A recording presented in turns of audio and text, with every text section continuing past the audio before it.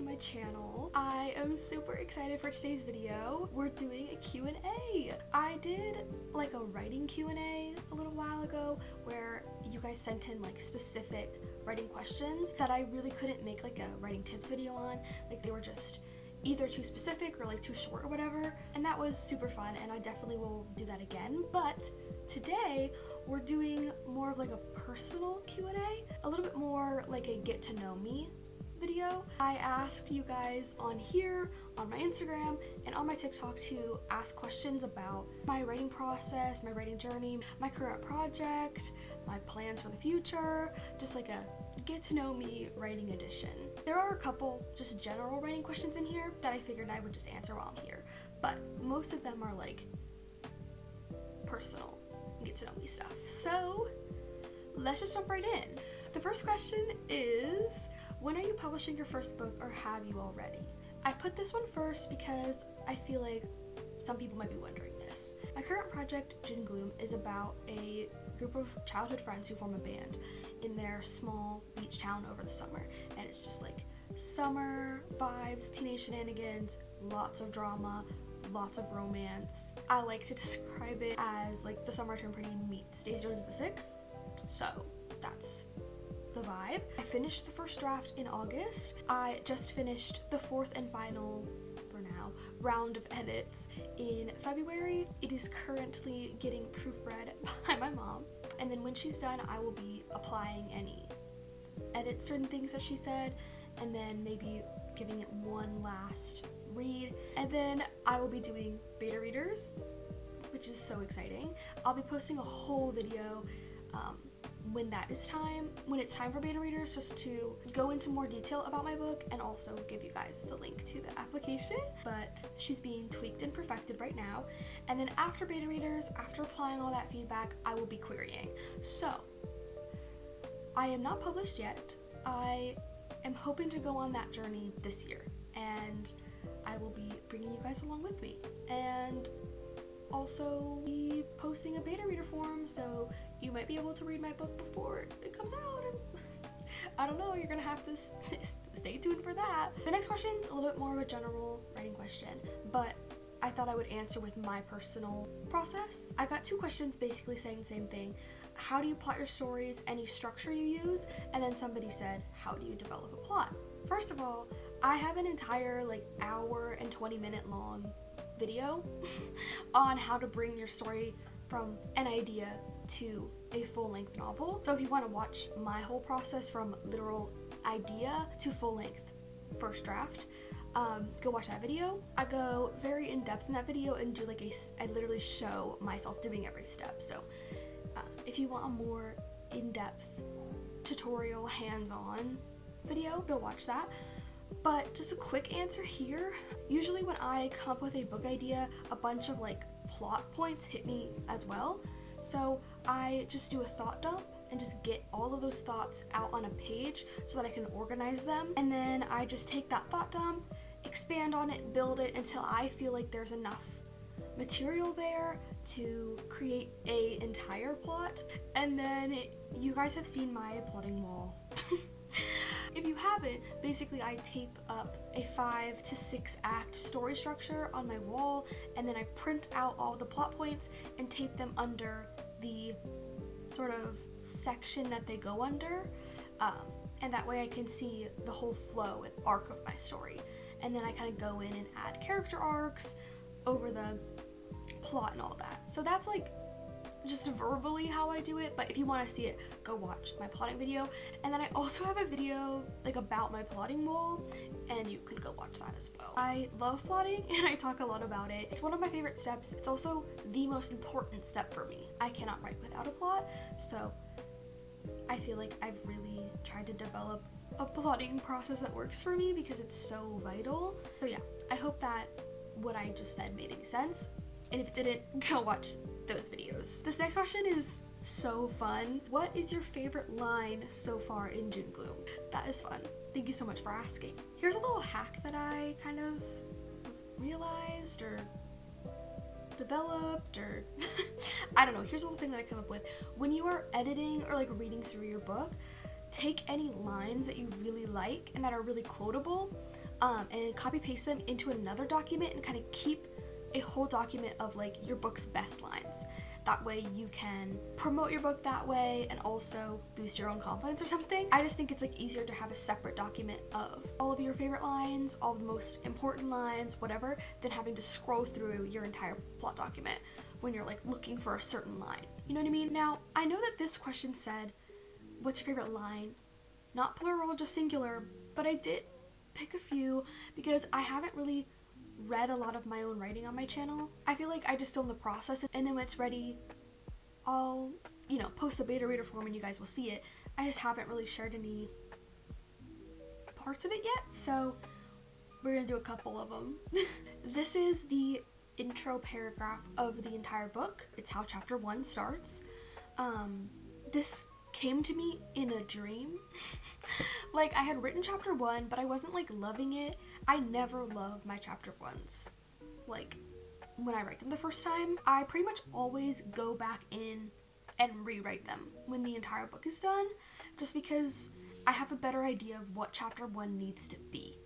You know what I mean? When the whole story is done, if that makes any sense. And this one came to me when I was like almost done writing the first draft. It just like, I woke up one day and my brain was like writing. And I was like, hold on, let me get a pen. Summers always have a little magic in them. My Aunt Grace raised me to believe this, and she was proven right time and time again. Spending the day at the beach, getting sand stuck between your toes and caught in your hair, long afternoons at the pool, only getting out of the water to inhale a sandwich and a bag of chips that you will inevitably get soggy. Reading outside, sitting in the shade of a big tree, letting the sun tire you out, getting ice cream with your friends, hands turning all sticky and stained when you take too much time laughing and the treats start to melt. And that's all without even mentioning the break from school, the freedom from homework and responsibilities. Nothing could ruin the goodness of summer, with its sunny weather and lazy days.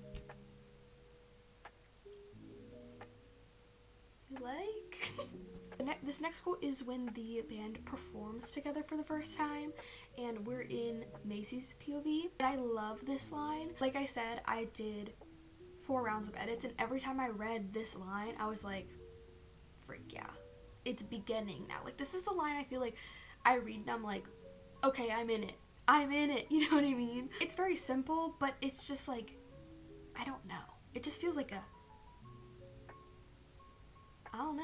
turning point for some reason. It hit me then, when the first sweet curve of Virginia's electric guitar came in, that I never wanted to do anything else but this for the rest of my life. I love them. I miss them. Anybody else who's finished a book, do you also miss that world and those characters with like gut punch? Like, I just feel so nostalgic for a place that I made up. I don't know. Cause like, obviously I still have the book and like I can read it whenever I want and it exists, but I will just like never be living in that world, writing it, bringing it to life like ever again.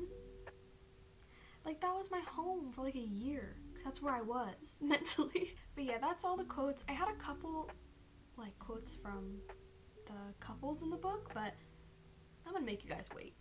Okay, this next question I kind of answered at the top of this video, but it says, what's a movie and or a book that's similar to your book, not necessarily plot-wise, just vibes? I love that, because I feel like I'm always describing it by vibes.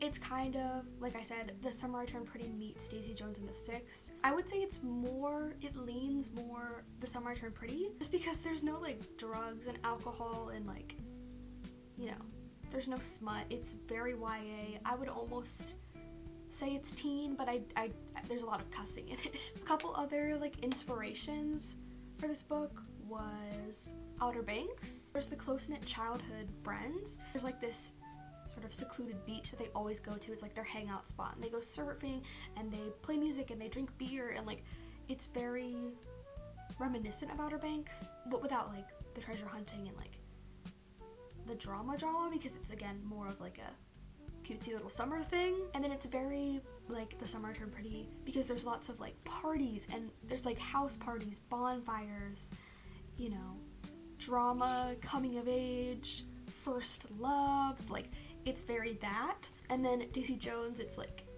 the band. The first half of the book is like the formation of the band and how it comes to be, and then we follow their first performances and them developing their love for it and their passion for it, and then there's, you know, drama amongst their rise to popularity and like where to go next. And this was supposed to be a summer thing, but now they're taking it seriously, but that's all the band stuff. And then mixed in that is the characters falling in love and their coming of age stuff and friend drama and again, house parties, bonfires, there's a 4th of July party, a birthday party. So I would say those are the 3 like vibes, if you will. And then 2 of my biggest like writing inspirations, like when I read their books, I was like, oh, I want to write stuff like them. Not like copying their voice or anything, but like I want to write this feeling that they have given me, if that makes sense. And that is Taylor Jenkins Reid, with like how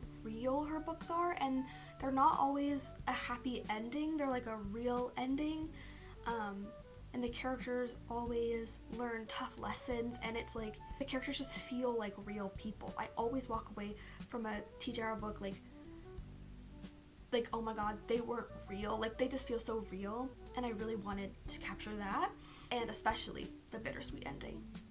I have never written a happy ending in my life. It would feel gross. There has to be like something that's like a little bit still not okay. You know what I mean? I'm gonna combine the next 2 authors, and that's Jenny Holland and Lynn Painter.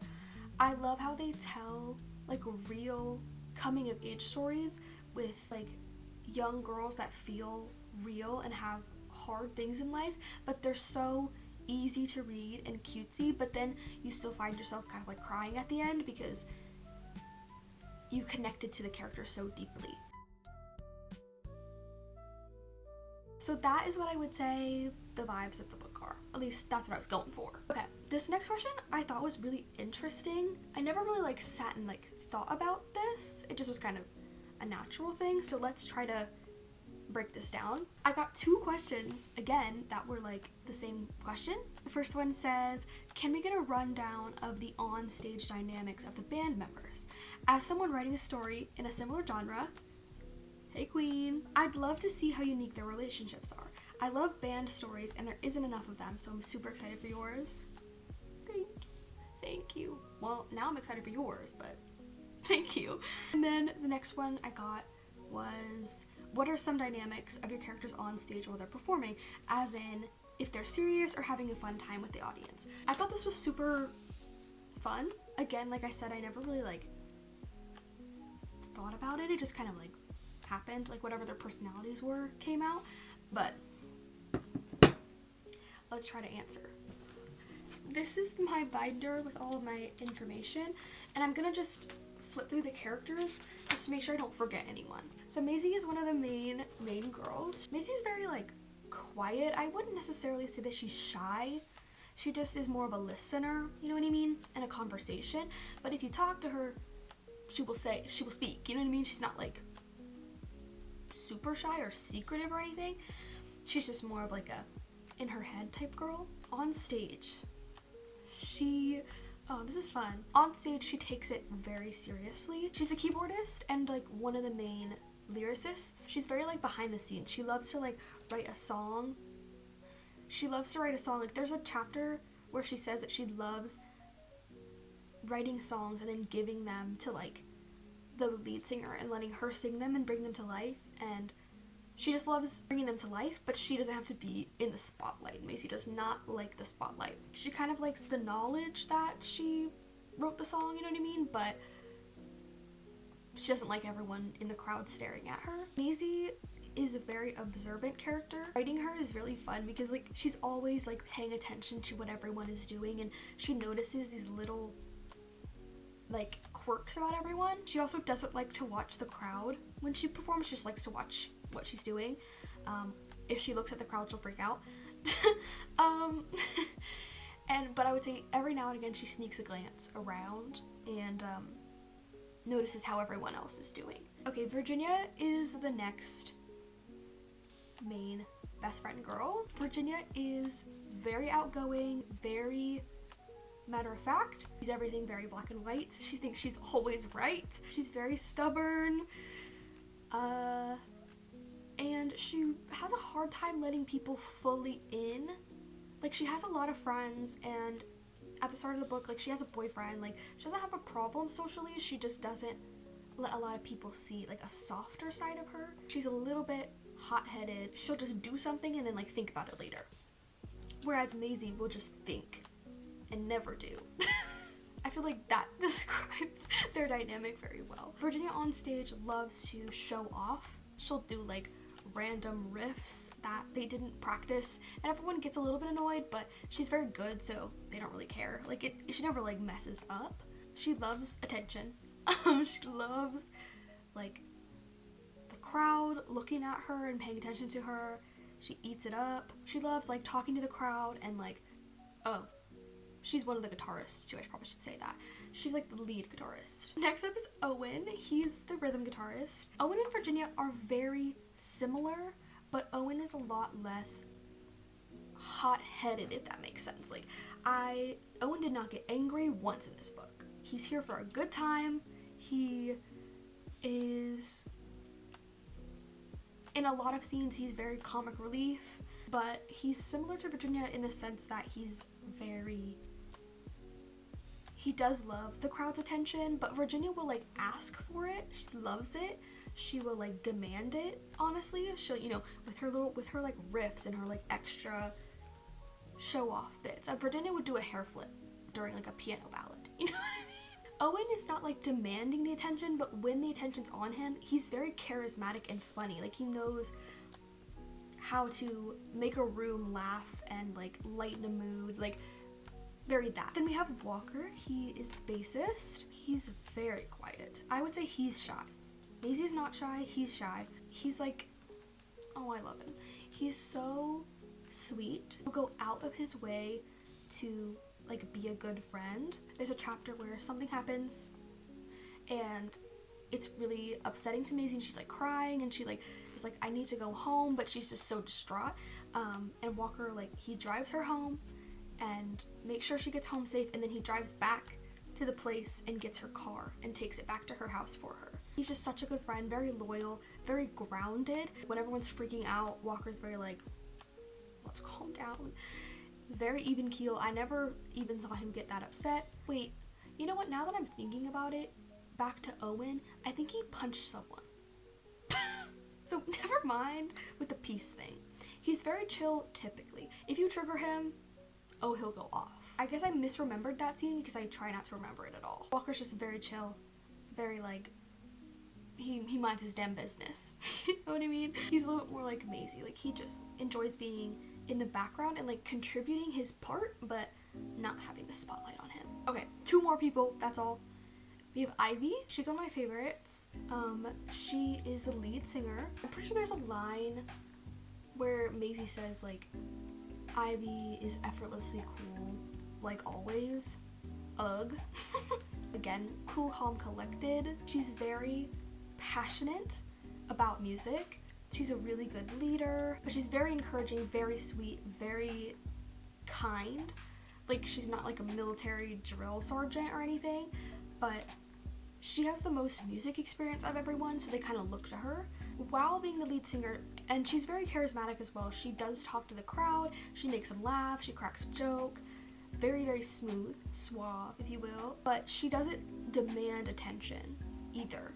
She likes to kind of just deliver her art, deliver her message, and then dip. She's just very confident in what she's doing. She doesn't need to, like, ask for attention or prove anything, if that makes sense. And then last but not least, but maybe least, just kidding, we have Logan. He's the drummer. He's very in his own world. When he's, like, on stage, he's just, like, drumming and then leaves. Like, he doesn't interact much with the crowd or anything. He's got a lot going on at home. But he loves drumming. He's always loved it. It's, like, always been, like, an escape for him.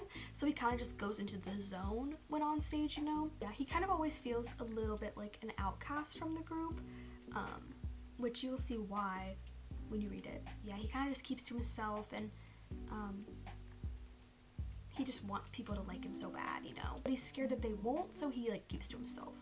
like he'd rather be alone than like embarrass himself or like get made fun of, if that makes sense. So that's very him. But yeah. Ow! This thing is so heavy. But yeah, that's kind of the band dynamics. Thank you so much for asking me that. That was like such a interesting question. Next question is your favorite character in your book and why? Here's the thing. They're all kind of annoying. And I did that on purpose. I always like to say that my characters are always gonna be annoying. I never am gonna have like a self-insert perfect little angel because where's the fun in that? And also, real people are not perfect little angels. Like, I just enjoy the imperfection of it all. So I don't have a character that's like, oh my god, like they're my little angel baby, because they all do stupid things and make stupid decisions because that's what I intended them to do. But I would say in June Gloom, I'm like a side character girl. For some reason, I always end up loving my side characters more than my main characters. Maybe it's the lack of information about the side characters that makes me like them. Because, you know, spent too much time with the main characters. Just find them annoying now or something. Owen is one of my favorite characters to write. He's so funny and just, he's a silly little guy. When you read it, you'll see like he's eating a snack in like every single chapter. Like it'll just be mentioned like, oh, and Owen's in the back eating fruit snacks or something. He's always got a snack. He's always got a joke. I just love him. He's very chill. Like that's the word I would use to describe him. I can't really give any examples without spoilers, but he's just so chill, like in the craziest situations, except when he punched someone. But again, I tried to block that out. I also love Ivy. Ivy gets like a couple chapters in the book just because she's got her own plotline going as well, and I thought that I should maybe give her a little bit of screen time, you know what I mean? She's just so like self-assured. It's very fun to write that because Maisie is not self-assured. She's always like spiraling in her mind, and Virginia is very self-assured but maybe like overly. I love Virginia, by the way. I just like, it kind of sounds like I hate her. I don't. I'm just calling it how it is. She's just a little bit more hot-headed and like blunt and rude than I would be, but I do love her because I know her heart. I know why she does the things she does, so I love her. Also, Virginia is very fun to write because again, she's very hot-headed and blunt, and like I can just say what I wish I would say to people. You know what I mean? Virginia says things to people that are not socially acceptable. But that's kind of who I would say are my favorite, but I love them all. And I don't want it to sound like I don't love them all, because those are legitimately my children. I have like sat and started to tear up while thinking about every single one of them, because I just love them so much. But that's who's kind of like most fun to write, and like just a fun character, if that makes sense. Next question is, what inspired you to make my debut Summer Vibes novel? So what inspired me to write June Gloom? And then also which characters do I not necessarily like but align with the most? I'm gonna answer that one first. Maisie. Maisie is very me in an annoying way. Again, I don't love self-inserting and stuff, so she definitely makes decisions that I would not make, and like does stupid things that I would not do. I would do other stupid things. So she's very different from me. She makes very different choices than me, but her just mentality is very me. She's such a people pleaser that like sometimes when I'm reading it, I'm like, Maisie, come on. Like, I don't know. I've definitely had people pleaser tendencies before. And she kind of feels like nobody understands her, and she kind of feels like she can't fully be herself around anybody. She has good friends, good family, whatever. Like, she doesn't feel unloved. She just feels like nobody will ever truly understand her. I took a lot of inspiration of things that I like, and also things that I need to talk to a therapist about, and put them in her. But I did that with every single character. Every single one of them has a trait of mine. Just because that's how I relate to them, and like bring them to life and really understand them and make them realistic. I always do that. I always take like one little thing of myself and put them in there. I can spread all of my issues out amongst so many characters. But yeah. And then what inspired June Gloom. I love the story of how I got inspiration because it's very different from how I usually get inspiration. Usually it'll just like smack me in the face and like I suddenly have like the entire plot of this book and I have to quickly write it down. This one was like a light bulb moment and I was like, wait. Basically, I watched Daisy Jones and the Six, the show, when it came out, and I wrote down in my writing ideas notes folder, I wrote down, I need to write a book about a band. When I was in middle school, I actually did write a book about a band as well. I was obsessed with bands and like the inner workings of that. I'm like, what is it like to be in a band? It was always like, I was always like so fascinated with that for some reason. I think it was like, I was a One Direction girl, so I was always just like, I want to be in a band, you know? So I actually did write a book about a girl band in middle school, and I may or may not be reviving that. But anyway, this is about June Gloom. That kind of, watching Daisy Jones just kind of like re-sparked my love of bands and just like the drama and the tension and the dynamics and the like found family, and just there's something about it that I love. Anyway, I wrote the note and then I like put it aside and I was like, whatever. I didn't really have any ideas because I was like, I don't really want to write a book about like a 70s band, but I was like, I need to write a book about a band one day. And that was like March 2022. I want to say, when did Daisy Jones come out? Like, I watched it pretty much as soon as it came out. Well, it came out and then I was like, oh, I've been wanting to read this book. So I read the book first, and then the day that I finished the book, I started the show. So it was kind of like, I had a Daisy Jones obsession for a little bit. I watched this show 5 times in 3 months. You guys don't understand how much I love bands. I don't know what it is. I don't know. No. It was 2023. So dumb. And then around that same time of that year, Outer Banks season 3 came out, and I love Outer Banks, so I watched season 3, whatever. And then I was scrolling through TikTok and this video came up that said, does anybody have any book recommendations that are the vibes of Outer Banks? It said like summer, friend group, shenanigans, whatever. But without the treasure hunting. Like, they just wanted the vibes of it. And then people were listing a bunch of ideas, but I saw that and I was like, that's fun. I also love the vibes of that. So I went to my story ideas folder and I wrote that one down. And then it was like 3 days later and I was just, I don't even know what I was doing, but I was like laying in bed or something, doing something completely unrelated to writing, and my brain said, band book. Summer friend group vibes book. Put them together! And that's how that happened. I don't know.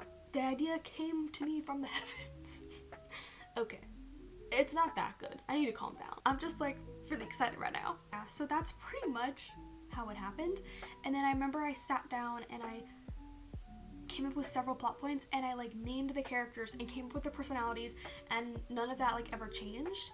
It just was, this idea just like came to me and then like burst forth. The next question is that your characters are trying to reach. That I think is what makes a book interesting to me, having a driving through line plot that kind of keeps it all together.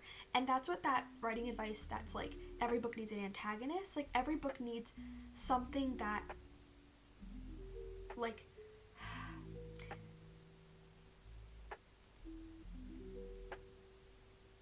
brings all the characters together and like a common goal that they are all working towards. That's what every story needs. Now, your goal can change throughout the story. Like, you know, if they achieve one, then they need to get another one. But that's what keeps tensions high, is that there's always something at stake and something that the plot is like driving towards, if that makes sense. Like, there's always an end goal.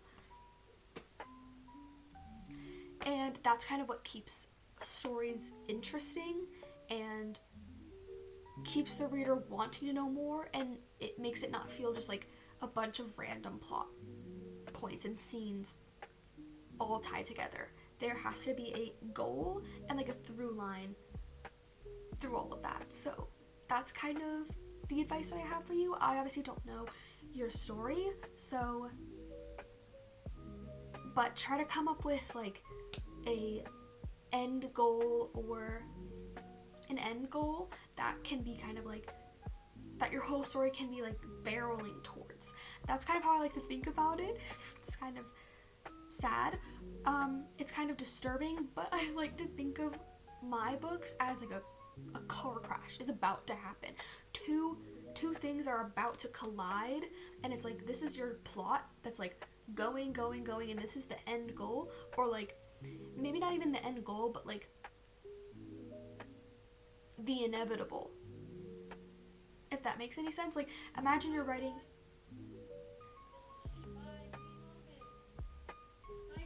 Bye.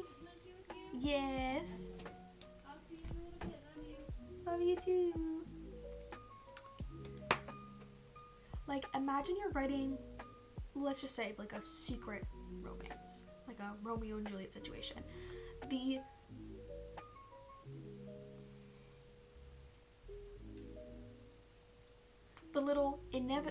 inevitable ending over here would be everyone finding out. That's inevitably going to happen, and then this is your plot, and it's just got to be barreling towards the destruction.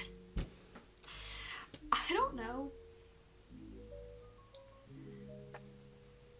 And then at the last minute, you can either hit the destruction and like hit the end goal and blow everything up, or you can like come up with something to swerve it, like, you know, a plot twist, like to avoid the inevitable. But you always have to have an end thing that's kind of like inevitable, that your plot is like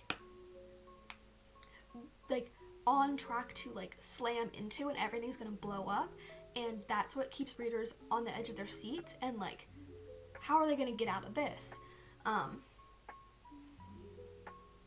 Or you can have just a through line of a common goal throughout everything, and that can just connect all of the plot points and scenes. If that makes like any sense, you have to kind of have like a common theme and goal, whether that's the catastrophic ending, the inevitable, if you will, or a through line of a goal, or both.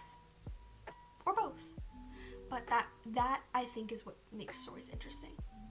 If that like made any sense. I hope someone watching can decipher that.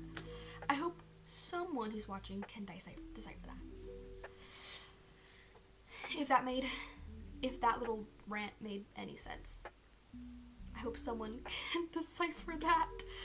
The next question is, what is your favorite trope to write or read about? I will say I'm not a huge trope girly. I love just like a plot that sounds interesting. I don't need a bunch of tropes, but I still have tropes that I love. So my favorite trope of all time is childhood friends to lovers, but to be more specific than that, I kind of like when they're childhood friends and then they have a falling out, and then they reunite years later, and then they like start to have feelings because of the history. So kind of like childhood friends to lovers, second chance romance mixed together.